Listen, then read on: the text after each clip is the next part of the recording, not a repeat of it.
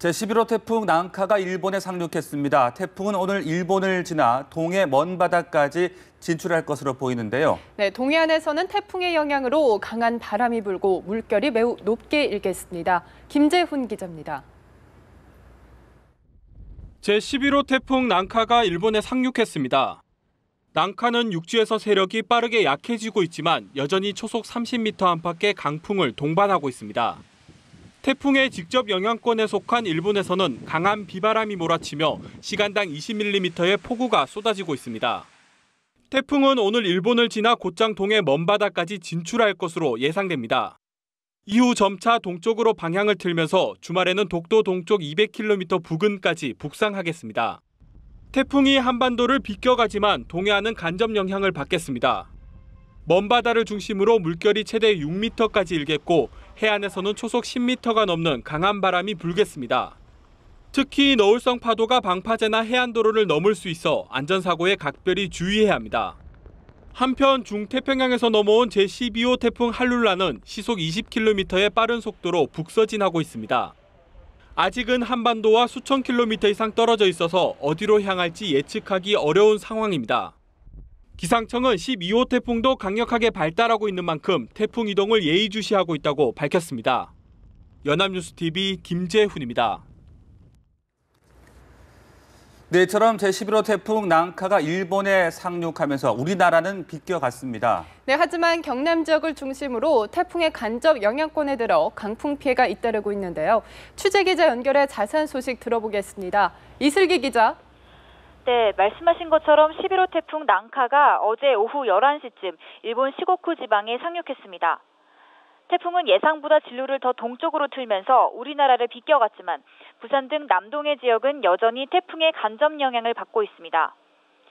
기상청은 오늘 0시를 기해 남해와 동해 먼바다에 태풍특보를 내렸습니다. 부산 지역은 어제 오후부터 먼바다를 중심으로 초속 12에서 22m의 강한 바람이 불었습니다. 강풍 피해도 잇따랐습니다. 어제 새벽부터 부산시 해운대구의 한 아파트 25층에서 유리창이 창문 틀째 바닥으로 떨어지는가 하면 오후에는 주차타워에서 외벽 패널이 강풍에 떨어지고 가로수가 바람에 넘어지기도 했습니다. 이 밖에도 곳곳에서 현수막이 찢어지고 간판이 파손되는 등 강풍 피해 신고가 속출했습니다. 하지만 오늘 새벽부터는 태풍이 진로를 튼 만큼 바람도 다소 잠잠해진 상태입니다. 오늘 오전 6시 현재 울릉도를 제외하면 울진과 울산, 영월과 포항 등에서 평소보다 약간 강한 수준인 초속 4에서 6m의 바람이 불고 있습니다. 태풍 난카는 일본 열도를 통과해 오늘 오후쯤에는 독도 먼바다를 통과할 예정인데요. 기상청은 태풍이 육지를 통과한 뒤 수온이 낮은 동해안으로 들어서면 세력이 약해질 것으로 전망하고 있습니다.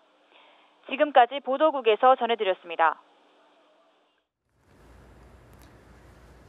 네, 한편 일본 기상청은 태풍 난카가 어젯밤 일본 시코쿠 지방에 상륙했다고 밝혔습니다.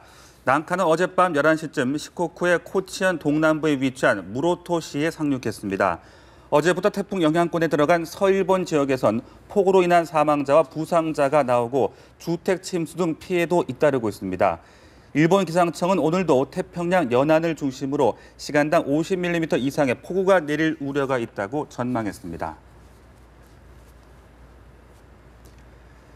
네, 태풍 차노미 가고 제11호 태풍 난카의 영향으로 많은 비가 예상되고 있는데요.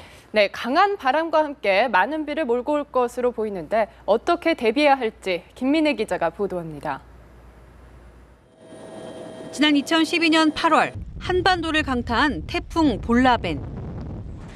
초속 50m가 넘는 강한 바람이 불면서 간판이 부서지는 등 피해가 속출했고 태풍 덴빈이 뒤따라 덮치며 재산 피해 규모만 6천억 원에 달했습니다. 제주에 1m 넘는 폭우를 뿌리고 서해상을 핥히며 지나간 차놈에 이어 태풍 난카도 비바람을 동반해 우리나라 동남부를 중심으로 상당한 영향을 줄 것으로 예상됩니다. 강풍 피해를 줄이려면 고층 건물의 경우 유리창에 젖은 신문지를 붙이거나 유리와 창틀 사이에 틈이 벌어지지 않도록 테이프로 붙여야 합니다. 지붕도 점검하고 간판 등 5교에 설치된 부착물은 떨어지지 않도록 고정해야 합니다. 하천변이나 저지대에 세워둔 자동차는 침수 우려가 큰 만큼 안전한 곳으로 옮겨두는 게 좋고 산사태 위험 지역 주민들은 미리 대피해야 합니다. 또 침수를 막기 위해 집 주변의 배수구가 막힌 곳은 없는지 점검하고 전신주나 가로 등은 감전의 위험이 있으니 가까이 하지 말아야 합니다. 태풍이 근접하면 기상특보에 귀를 기울이고 가급적 외출을 자제하는 게 좋다고 전문가들은 조언합니다. 연합뉴스TV 김민혜입니다.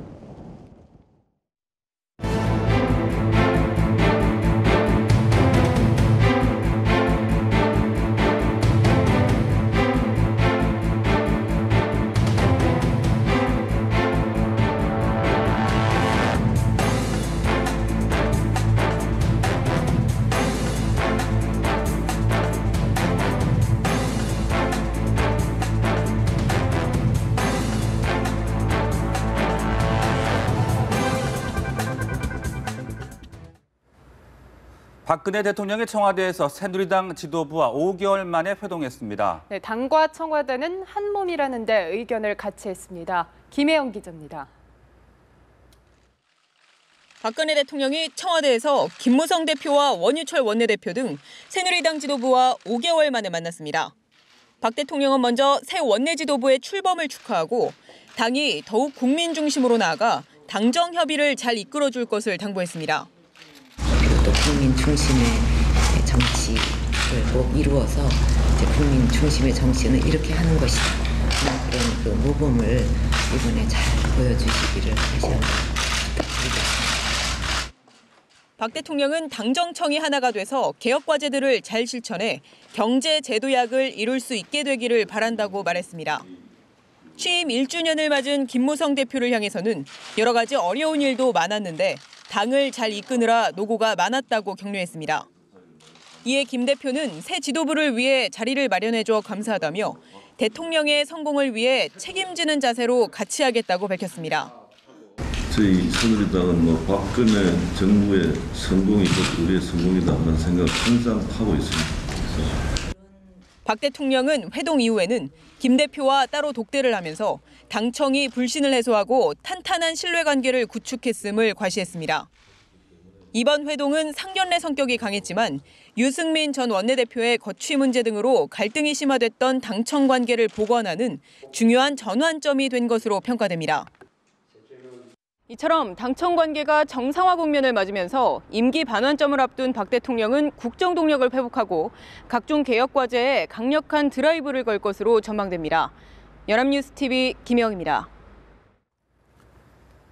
이번 회동을 계기로 막혀있던 당청 간 소통 채널도 완전 복원됐습니다. 네, 고위급을 포함한 당정청 회의도 조만간 전방위로 가동됩니다. 보도에 정영훈 기자입니다. 박근혜 대통령과 여당 지도부는 조만간 당정청 회의를 전방위로 가동하기로 했습니다. 국회법과 유승민 파동을 거치며 중단됐던 당청 간 소통 채널이 완전 복원되는 겁니다. 언제든지 수시로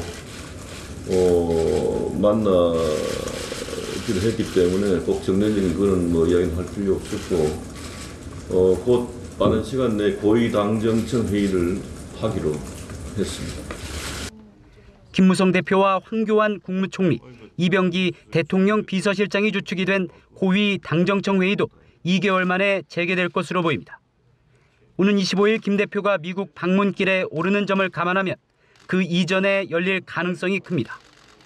추경 예산안과 민생경제법안의 국회 처리를 앞두고 당정청의 조율이 시급하다는 점에서 석 달 동안 공전되고 있는 실무급 정책조정협의회도 조만간 정상화 궤도에 오를 것으로 보입니다. 당정청이 중심을 잡고 긴밀한 소통을 통해 한 목소리로 올바른 방향으로 나아가야 국민 신뢰를 얻을 수 있음을 다시 확인하였고, 김무성 2기 지도부가 이번 회동을 정점으로 당청 관계의 꼬인 매듭을 풀어낸 만큼 본격적으로 내년 총선 채비에 나서지 않겠느냐는 관측도 나옵니다. 연합뉴스TV 정영훈입니다.